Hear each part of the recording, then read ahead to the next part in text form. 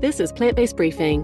Why Aren't More Veterinarians Vegan? Part 2 by Karen Asp at all-creatures.org, originally published at sentientmedia.org.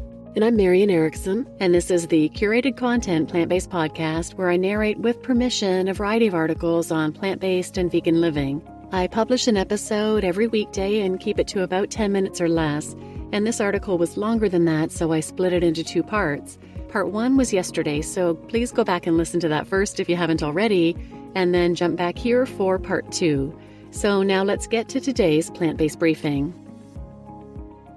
Why Aren't More Veterinarians Vegan? Part 2 by Karen Asp at all-creatures.org, originally published at sentientmedia.org. The rise of animal welfare and ethics courses in schools. Some change is underfoot, though, as more veterinary schools are introducing animal welfare and ethics into their curriculum, some even offering classes in these topics. 10 years ago, I would have said there are relatively few to very few colleges with even one course on animal welfare, Crony says. But when the AVMA oath came out, schools started putting more emphasis on animal welfare. All students at Colorado State, for example, are required to take an animal welfare class, making it one of the only veterinary schools in the country to offer this as part of its core curriculum.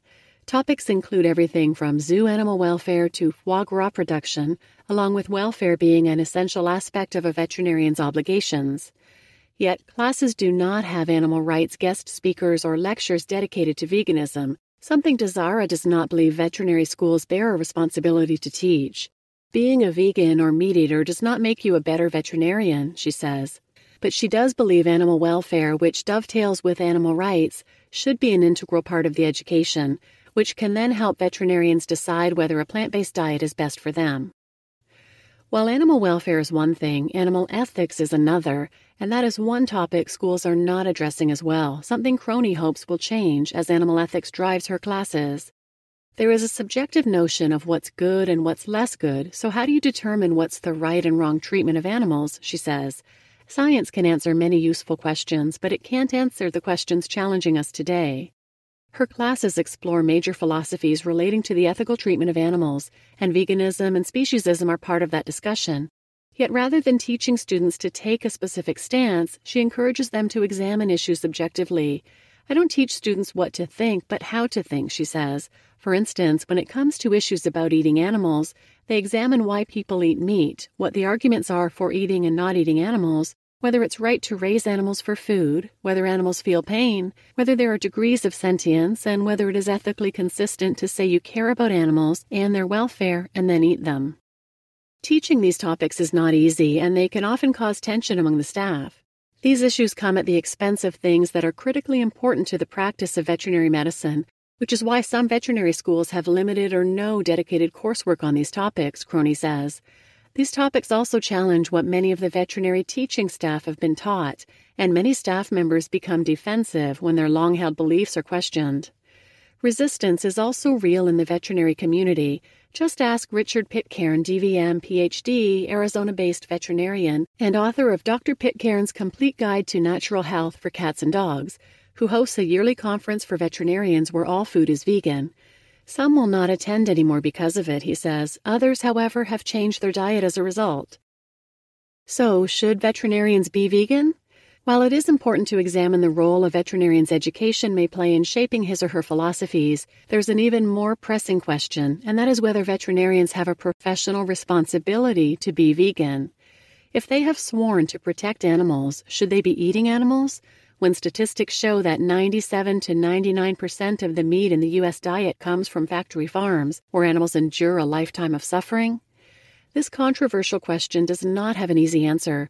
Because many veterinarians are employed in food animal production, that's a tough sell, and I do not believe our oath requires this, says Peter Sobroff, DVM, owner and director of New York Cat Hospital in New York City, who follows a pescatarian diet and acknowledges that food animal production is an ugly business.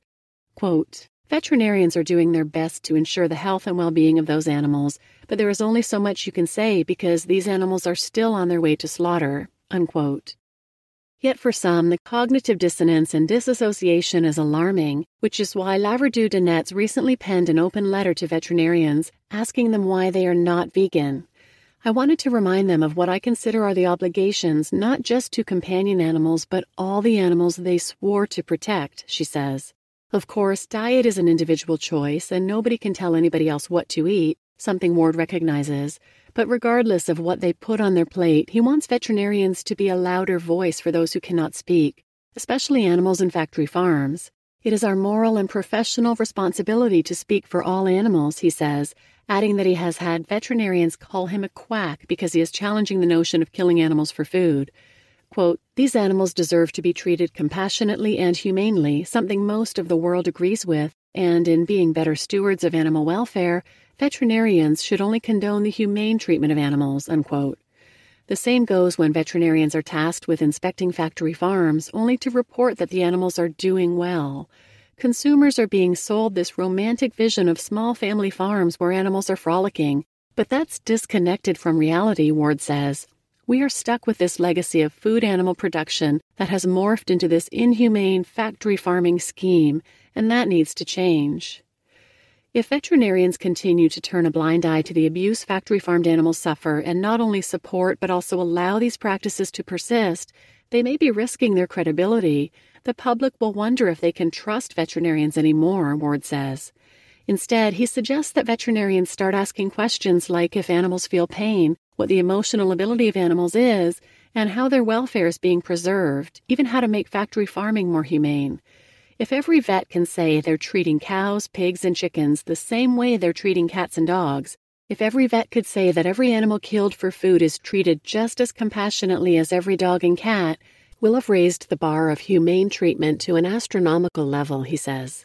And it is starting, given that a group of over 2,900 veterinary professionals and advocates recently petitioned the AVMA to prevent a brutal practice called ventilation shutdown on factory farms. It would also help if veterinary schools placed greater emphasis on animal welfare and animal rights. If from day one, veterinary schools took the approach that all animals feel pain, all animals have the capacity for emotions, and all animals deserve the basic tenets of care, that would change the next generation of veterinarians, Ward says. In the end, becoming vegan still remains a personal decision, but it is one these experts hope veterinarians will consider. After all, as future veterinarian Desara says, a vegan lifestyle coincides with a lot of the values of veterinarians, and at the end of the day, we all just want to save animals while promoting animal health, public health, and welfare. You just listened to Why Aren't More Veterinarians Vegan? Part 2 by Karen Asp at all-creatures.org, originally published at sentientmedia.org. And I'm your host, Marian Erickson. And if you're interested in more on this topic, there's a nonprofit organization called Our Honor at ourhonor.org, OURHONOR.org. And it's a group of veterinarians that are supporting each other in truly compassionate, humane treatment of all animals under their care. There are a lot of great resources on that website, and please check it out if you're interested. And please share this episode with anyone who might benefit, and thanks for listening.